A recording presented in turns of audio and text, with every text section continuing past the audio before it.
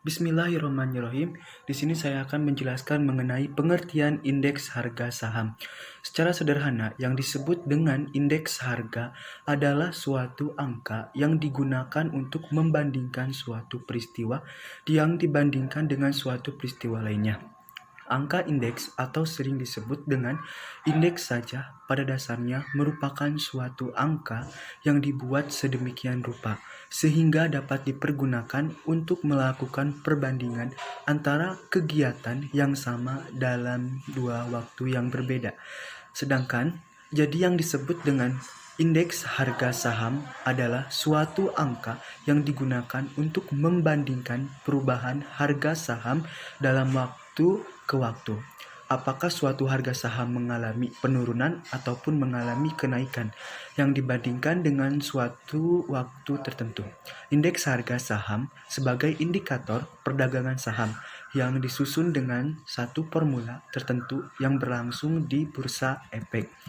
Indeks saham sendiri itu berfungsi sebagai indikator tren pasar. Artinya, pergerakan indeks menggambarkan kondisi pasar pada suatu saat, apakah pasar sedang aktif ataupun pasar sedang lesu. Dengan adanya indeks, kita dapat mengetahui tren pergerakan harga saham saat ini, apakah sedang naik, stabil, ataupun turun.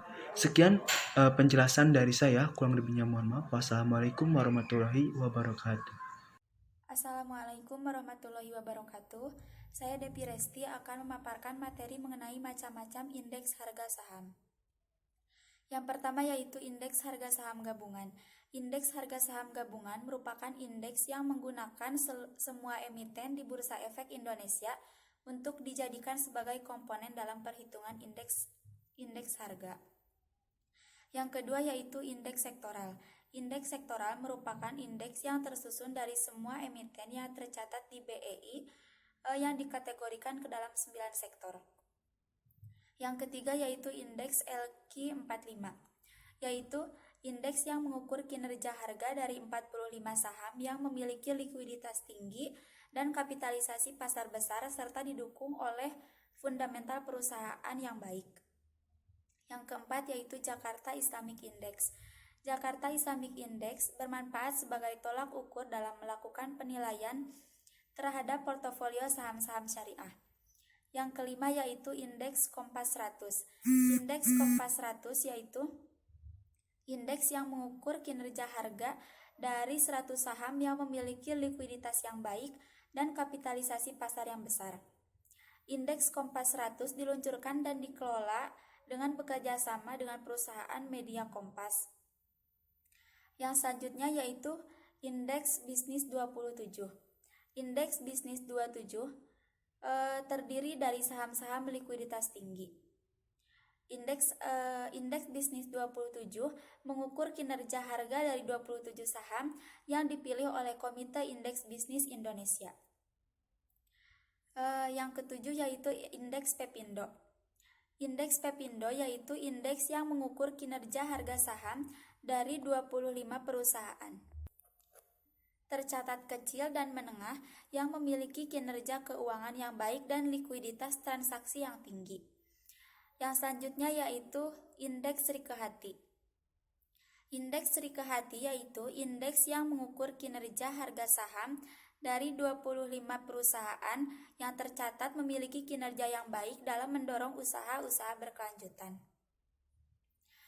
Yang kedelapan yaitu indeks Rike Hati. Indeks Rike Hati yaitu indeks yang mengukur kinerja harga saham dari 25 perusahaan tercatat yang memiliki kinerja yang baik dalam mendorong usaha-usaha berkelanjutan, serta memiliki kesadaran terhadap lingkungan, hidup, sosial, dan tata kelola perusahaan yang baik. Yang kesembilan yaitu indeks papan utama dan papan pengembangan. Indeks papan utama yaitu indeks yang mengukur kinerja harga seluruh saham yang tercatat di papan utama BEI. Yang seterusnya yaitu indeks papan pengembangan, yaitu indeks yang mengukur kinerja harga saham yang tercatat di papan pengembangan BEI. Yang terakhir yaitu indeks individual. Indeks individual menggunakan indeks harga masing-masing emiten yang tercatat di BEI terhadap harga dasarnya. Sekian pemaparan materi dari saya. Wassalamualaikum warahmatullahi wabarakatuh. Bismillahirrahmanirrahim. Saya akan mencoba memaparkan materi mengenai analisa perhitungan indeks harga saham gabungan atau IHSG. Menurut video Atmojo, satu saham itu memiliki pengaruh terhadap pasar. Jadi dalam praktiknya setiap saham itu memiliki pengaruh yang berbeda-beda. Ada saham yang memiliki pengaruh besar terhadap pasar, kemudian ada juga saham yang memiliki pengaruh kecil terhadap pasar.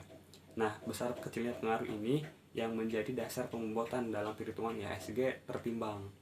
Nah, bagi saham yang berperan dalam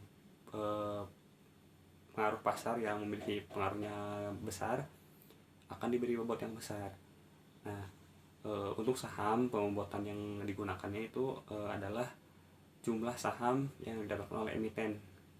Nah, jadi seperti di Indonesia nih, peran emiten dalam menentukan IHSG itu ditentukan oleh besar kecilnya jumlah saham yang didaftarkan atau diterbitkan. Semakin banyak saham yang didaftarkan, maka semakin penting perusahaan tersebut dan semakin besar bobotnya dalam membentuk IHSG. Begitupun sebaliknya, semakin kecil perusahaan mendaftarkan sahamnya, maka semakin kecil pula bobot dan juga pengaruhnya terhadap perhitungan atau penentuan IHSG. Nah, dalam perhitungan IHSG tertimbang ini terdapat beberapa ahli yang mengemukakannya. Di sini saya akan memaparkan dua ahli yang mengemukakan, yaitu yang pertama adalah Laspeyer. Nah, Laspeyer ini menggunakan jumlah saham yang dikeluarkan pada hari dasar atau tahun dasar dan tidak berubah selamanya walaupun ada pengeluaran saham baru. Nah, jadi bila kita menggunakan saham yang beredar atau jumlah saham yang beredar pada waktu dasar sebagai pembuatan, maka kita akan menggunakan rumus Laspeyer, di mana rumusnya adalah IHSG sama dengan sigma HT dikali K0 per sigma H0 dikali K0 dikali 100, di mana keterangannya sigma HT itu adalah total harga semua saham pada waktu yang berlaku, lalu sigma H0 ini yaitu total harga semua saham pada waktu dasar, kemudian K0 adalah jumlah semua saham yang beredar pada waktu dasar. Kemudian yang kedua adalah ilmuwan atau ahli yang menguatkan metode tertimbang ini, yaitu Pak Pase. Nah, menurut Pase, jumlah saham yang dikeluarkan oleh emiten yang bersangkutan pada perhitungan indeks akan memberikan perhitungan yang lebih mencerminkan keadaan yang sebenarnya, sebab banyak saham yang dikeluarkan sangat berpengaruh terhadap likuiditas suatu saham.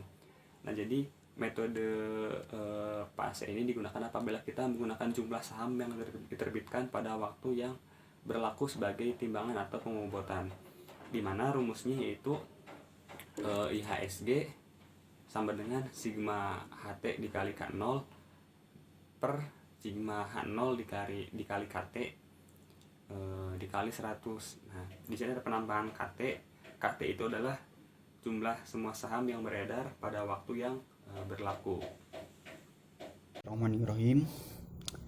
Di sini saya ingin menjelaskan sedikit mengenai kelanjutan atau menjebatani kedua rumus yang telah dijelaskan oleh saudara Andri tadi, yaitu mengenai rumus Laspeyer dan PAS.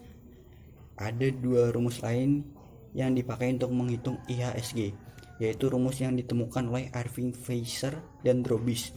Berikut merupakan rumus Irving Fisher. IHSG sama dengan akar IHSGL kali IHSGP. L yaitu Laspeyers, P yaitu PES. Kemudian Drobis.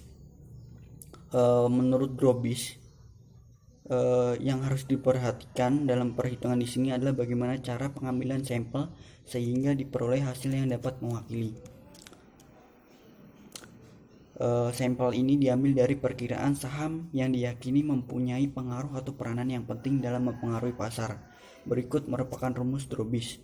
IHSG sama dengan akar kuadrat IHSGL dikali IHSGP dibagi 2. Terima kasih atas perhatiannya. Wassalamualaikum warahmatullahi wabarakatuh.